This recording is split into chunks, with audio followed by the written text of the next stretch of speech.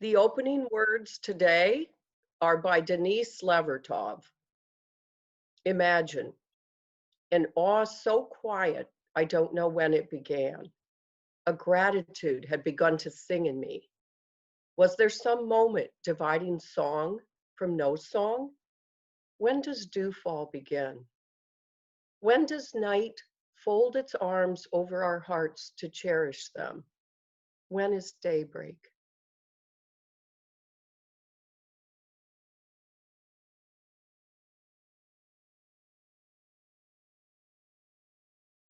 Good morning and welcome. My name is Karma Amos, and I'm blessed to serve as the minister of the Unitarian Universalists of Central Delaware and to be able to welcome you this morning to our virtual service of worship. I want to remind you that there are other times that we try to gather and connect throughout the week. We have a closed book Facebook group and invite you to share there and to just share what's on your heart, share things that are meaningful to you with one another. That's one place to connect and share news. We also have a weekly check-in gathering that's very informal. We play games sometimes, and that's on Tuesday nights at 7. And hope that you'll consider joining us for one of those as well as our Sunday worship. And I think the only other thing that I want to let you know this morning is that whoever you are, whomever you love, wherever you've been, whatever you've done in your life, whatever your faith convictions are or aren't, you are welcome here in this place. All of who you are is welcome, and we celebrate being together.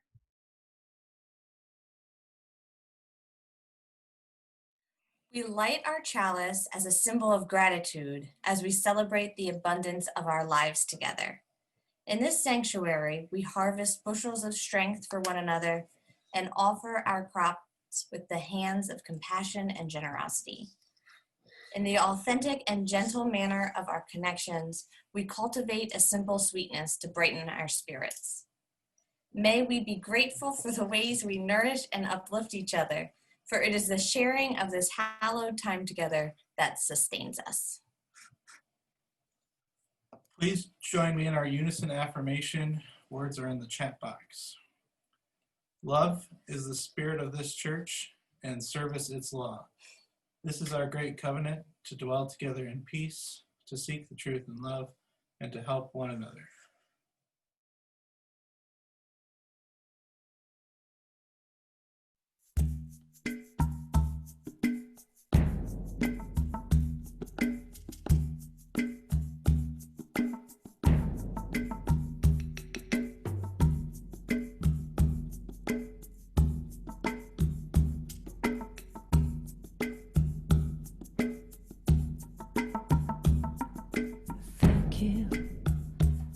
Say thank you,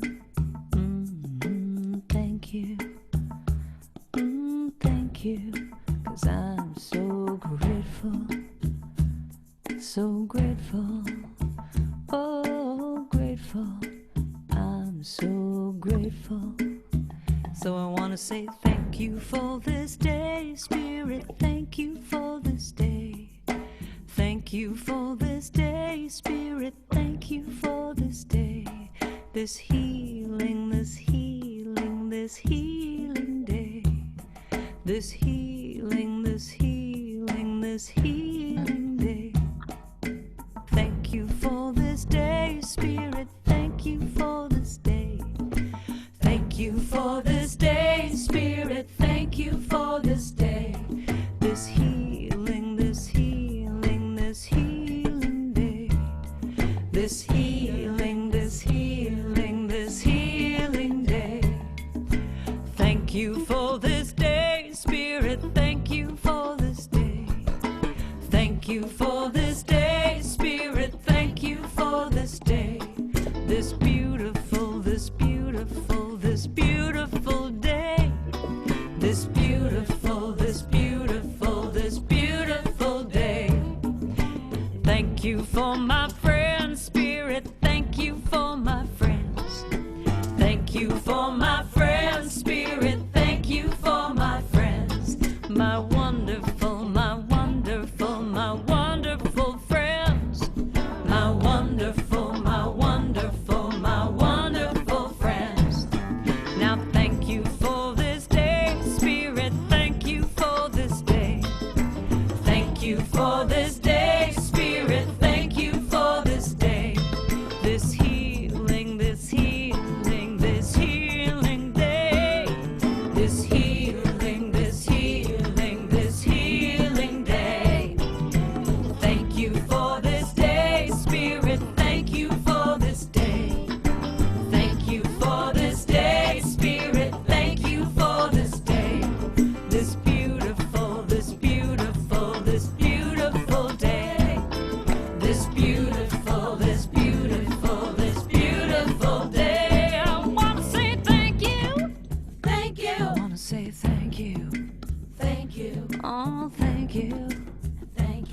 say thank you.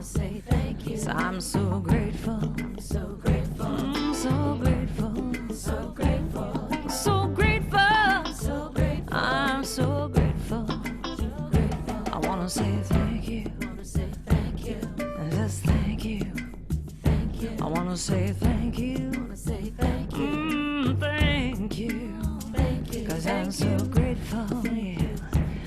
I'm so grateful. I'm so grateful. I'm so grateful. I wanna just say thank you now. Just thank you now. Thank you now. Thank you now. Thank you now. Thank you now. Each and every day I'm gonna say thank you. Thank you. Thank you. Thank you.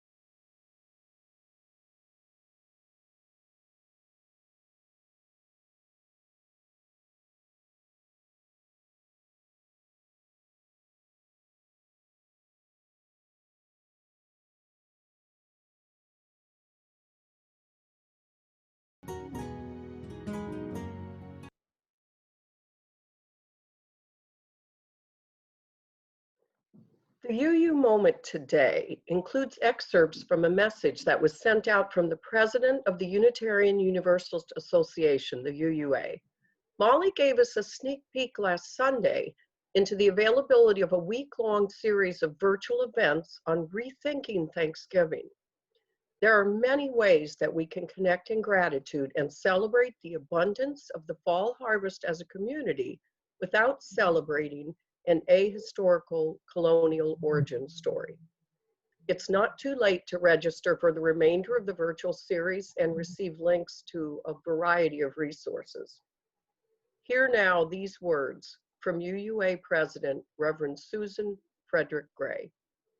As we draw closer to the end of a year that has been full of challenges and heartbreak, I am grateful for the ways we have shown up for each other and for our communities.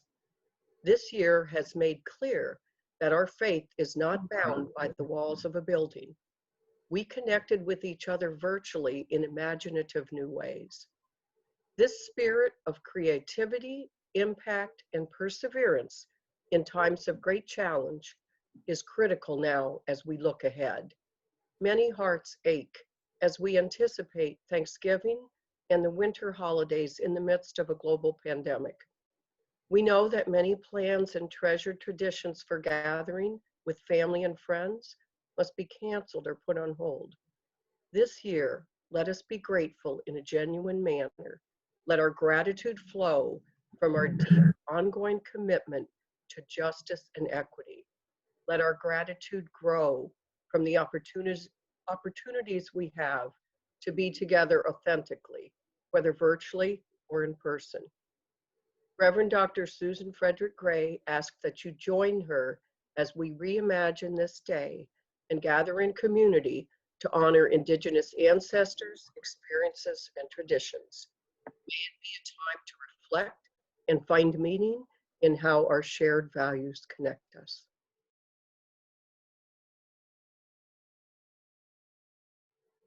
It's our time of joys and concerns, and we offer one another the opportunity to share very briefly what is most in our hearts right now, life celebrations and as you do so, we invite you to light a candle in your own space. Through the action of sharing and kindling the flame, we give energy to our best thoughts, meditations, sympathies, celebrations, and prayers. We hold these as sacred in our collective hearts. At this point, we invite you to change your view, the gallery view in the upper right-hand corner of your screen so that you can see everyone who's here. As you feel led, please unmute your microphone, and share your joy or concern, and light your candle with Gala. You can watch the news symbols in the lower left of each person's video screen to see if anyone else is unmuted. It's best if we share one at a time. Please mute your mic after you share.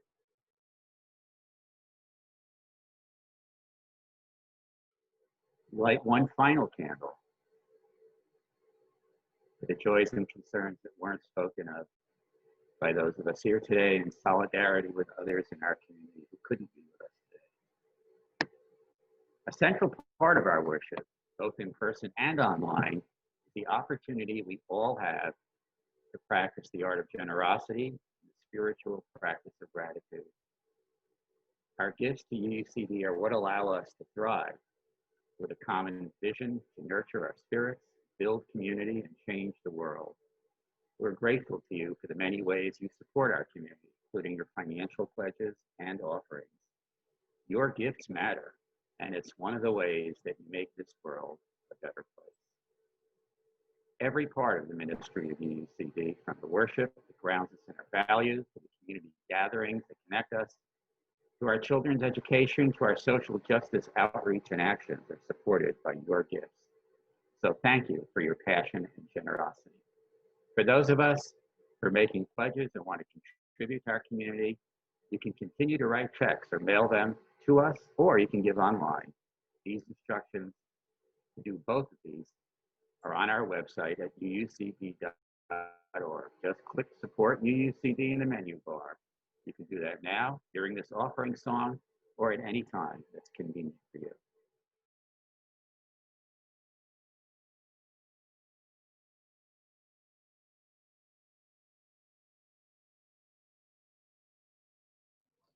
Hello, everyone. I thought that, as might be suggested by my background, I'd talk about Thanksgiving. And kind of one thing that I have done, I try to do every year is I try to say the 5 meal gathas of Buddhism for before the meal. And I just wanted to share that, what they are. So it's something that's said before meals in several Buddhist traditions. And I've said the short version. Some of you might have heard the Thich Nhat Hanh version. I think it's kind of well known. It's sort of shorter way to say it. But I wanted to find a translation that was a little closer to the original. Anyway, my favorite one was an excerpt that I found. And so I'll read each of the 5, and this excerpt that I found has an additional 3 at the end that I like. So for each one, you can sort of think about what that means, what each contemplation means in the context of not just social justice and our relationship to material, the material and what we get and what we're thankful for, but also to nourish us as sentient beings so that we can help others, not just for ourselves, but also so that we can apply our life or give our lives to others. But that starts with our own, health and us having our own, resources. So here are the 5. First, 72 laborers brought us this food. We should know how it comes to us. Second, as we receive this offering, we should consider whether our virtue and practice deserve it. Third, as we desire the natural order of mind to be free from clinging, we must be free from greed. Fourth, to support our life, we take this food. Fifth, to attain our way, we take this food. First, this food is for the 3 treasures. Second, it is for our teachers, parents, nation, and all sentient beings. Third, it is for all beings of the 6 worlds. Thus, we eat this food with everyone. We eat to stop all evil, to practice good, to free all sentient beings, and to accomplish our Buddha way. So I thought I'd mention something about synchronicity very briefly. When I found this excerpt, it happened to be from a research, something from the internet. I was trying to find a different translation, and all the way at the bottom of the screen, I saw that it just so happened to have been put out by the UUs. So I was like, synchronicity. So that made me think that I'm grateful for those synchronicities. That's another thing to be grateful for. So I'd like to add that as our part of our centering is to be grateful to Spirit for synchronicities, no matter how small it may seem, because every point of connection between one thing and another in the universe is no small thing. So as we say in the Japanese Soto tradition, the Japanese word I've written it, we could all practice saying it together. It means I humbly receive, and that's something you say before you eat, and it's pronounced itadakimasu. So we can all put our hands in together and say itadakimasu.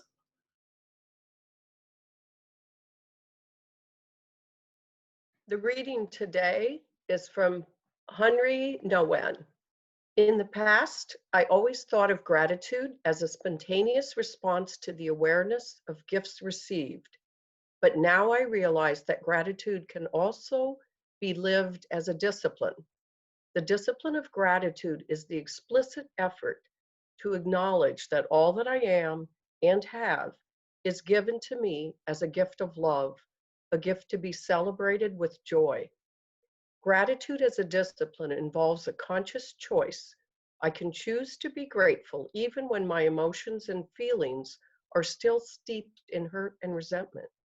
It is amazing how many occasions present themselves in which I can choose gratitude instead of a complaint. The choice for gratitude rarely comes without some real effort, but each time I make it, the next choice is a little easier, a little freer, a little less self-conscious. As many of you have already noted in our time of sharing so far, this is a strange year to be celebrating Thanksgiving. Now that, as I heard this morning, there have been as many coronavirus infections in the last 4 weeks as in the first 6 months of this pandemic. And with the very real fear that infections and hospitalizations and deaths aren't nearly finished surging, the CDC has given the advice that the safest way to celebrate Thanksgiving is to do so at home with only your immediate family, the ones with whom you live. For many people, this is extremely difficult, cause for a great deal of anxiety and grief. Some are homeless, some live alone, some look forward to this holiday every year more than any other as a time for travel, for family, for connecting with friends or families of choice. And many are extremely disappointed not to have this option, or to have to risk health and safety, their own and that of others, in order to try to do something like what they are used to doing. So it likely feels like a weird week that we're heading into. It does for me, I'll confess. And it seems to me important to acknowledge this difficulty at the outset of this reflection on Thanksgiving, because the context we're living in matters. And one of the primary purposes of church, of spiritual community, is to call us together, to connect us in the real world, allowing us to learn and meditate and practice together those things which enhance our lives as they truly are: the good, the bad, the ugly, the sublime, the challenging bits of them. It is also likely true that we may need the spiritual practice of thanksgiving, of giving thanks, being grateful, more this year than ever. It's hardest to be grateful when things are difficult or challenging for us and for those we love. And at the same time, making the choice, choosing to practice gratitude, may be most important and most helpful at times like these. That's what the Catholic priest, theologian, and author Henri Nouwen was getting at in our reading for today. He calls it a discipline of gratitude, an intentional, conscious, and repeated choice to acknowledge and give thanks for life and all of the things that make it worth living, regardless or in spite of one's circumstances. As I've been thinking about this week, I was reminded of an essay on the spiritual practice of gratitude that was written, 15 or 20 years ago, maybe, by the Reverend Meg Barnhouse. And some of you may know Meg. She is at this moment, she's the senior minister of the First Unitarian Universalist Church of Austin, Texas. She's also a musical artist, a recording artist, a former radio host, talk radio host, and the author of several books, including one called Waking Up the Karma Fairy, which contains this particular essay that I want to share with you this morning. It's a bit on the lengthy side and a little removed from our current context by the years, but it's a good illustration of what fostering an attitude of gratitude could look like. In fact, sometimes as I'm thinking about my own need to cultivate a practice of Thanksgiving, lines from this particular essay come to my mind. So let me share it with you. She writes, first of all, this. She says, "Let me explain something about me and spiritual practice. I stink at it. There is nothing I do serenely, day after day, glowing from within, filled with light and peace. The practice of mindfulness, for example, makes me so irritable I have to quit after only a minute or two. Washing dishes with my whole focus, breathing into the water, doing a careful job, emptying my mind of all other tasks than this one, just doing this one thing. Ugh. My mind and body are happy doing 5 things at once. I have to find a practice that better suits me, and gratitude is one thing that's been working out well so far." She goes on to tell this story. "I was on my way down from the mountains of North Carolina on Interstate 26 when a mile before Saluda, my car's engine turned off completely. I was going downhill, and for some reason, my spiritual practice of gratitude kicked in. Thank you that I'm going downhill, I began, popping the clutch to jump the engine back to life. Nada. When the grade rose again, I coasted to a stop on the shoulder of the road. After trying to start the car 2 more times, I gave up, got out, and leaning against the trunk of the car, stood facing traffic. Thank you that it's not too hot, I said, making my hand into the internationally recognized telephone symbol, my thumb and pinky extended, holding it up to my ear. Thank you, and this will certainly date the essay, thank you that so many people have car phones now. Thank you that I'm not in my pajamas.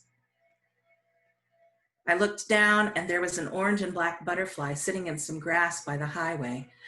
Thank you for the beauty of that butterfly.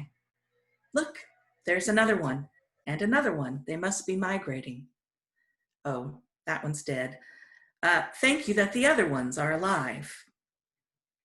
After 10 minutes of signaling to passing drivers to call in about me, I started walking to Saluda. Thank you that I'm not thirsty, I muttered. Thank you that I have shoes on I can walk in. Thank you that it's only a mile to Saluda from here. Thank you that I don't have to go to the bathroom. Thank you that it's not raining. After about maybe 4 minutes, I saw a highway patrol car coming north on the other side of the median. I waved to him and he waved back. Thank you that the officer saw me. Thank you that he's turning around. He pulled to a smooth stop beside me and motioned for me to get into his car. Thank you that it's so cool in this car, I continued silently in my head. I'm not nuts. Thank you that I didn't have to walk all the way to Saluda. The patrolman told me that the phone lines had lit up with calls about me. A lot of people have cell phones these days. The nearest company, a towing company, was down in Columbus, he told me. It would probably take more than an hour for them to get free and come and help me, but he was willing to take me to the gas station in Saluda, where there was a payphone, remember those? A payphone I could use. He radioed the police dispatcher to get a phone number for the towing company. She gave it to him, and I had just enough time to write the number down as we swung into the gas station and jerked to a sudden stop. A huge black truck was barreling right at us.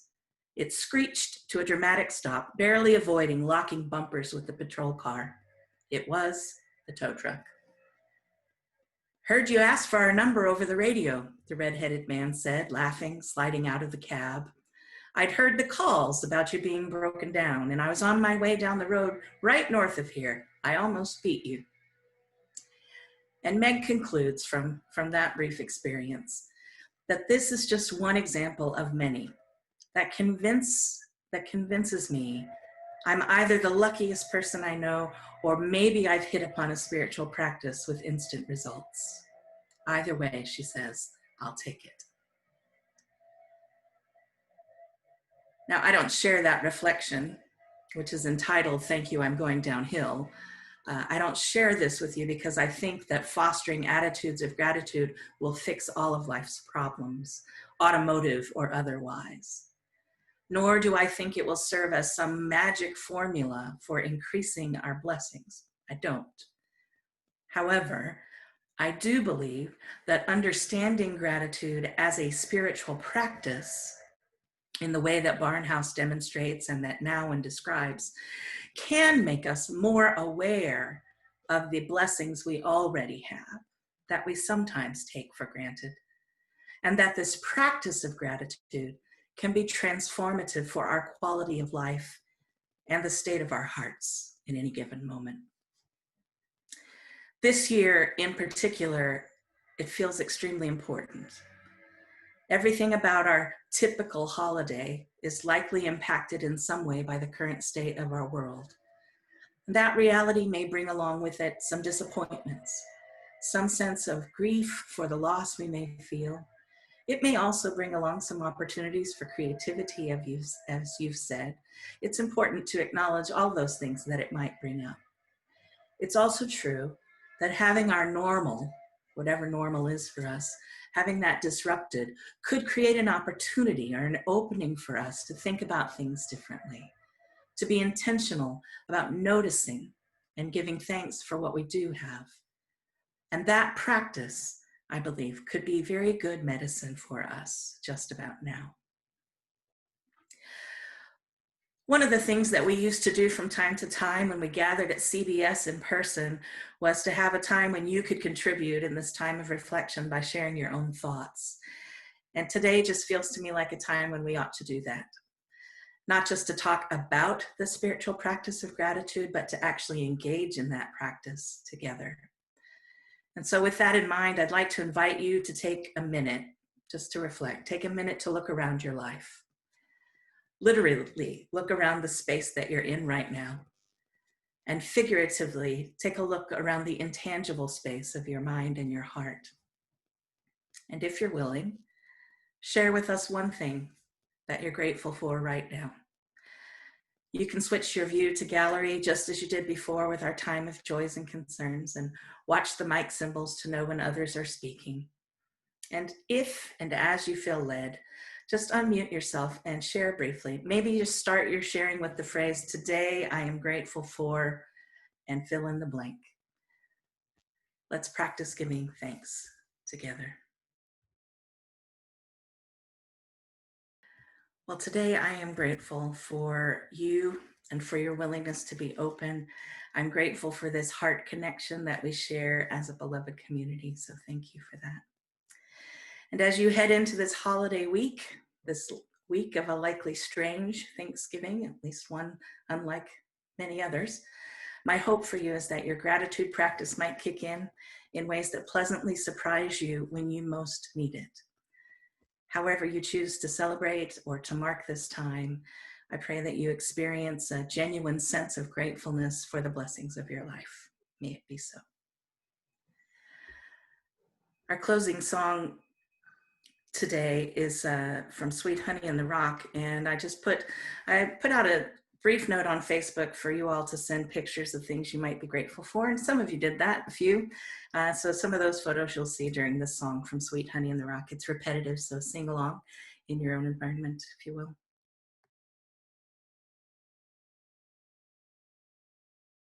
Thank you for the blessings that you brought my way. Your love is all around me each and every day. Thank you for your goodness. I can feel it in my soul. The joy you brought into my life is making me whole. Thank you, thank you, thank you, oh, thank you, thank you, thank you. Thank you for the blessing. Thank you that you brought my way. Your love is all around me, each and every day. Thank you for your goodness. I can feel it in my soul. The joy you brought into my life is making me whole. Thank you, thank you, thank you. And I wanna thank you. Thank you. I wanna thank you.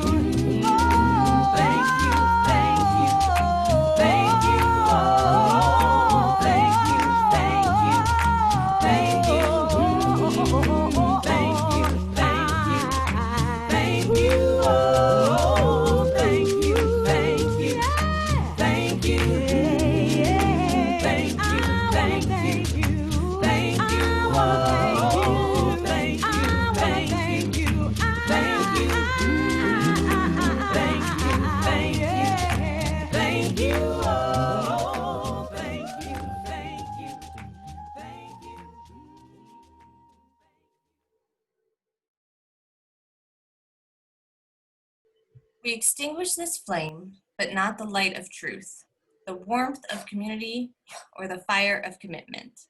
These we carry in our hearts until we are together again.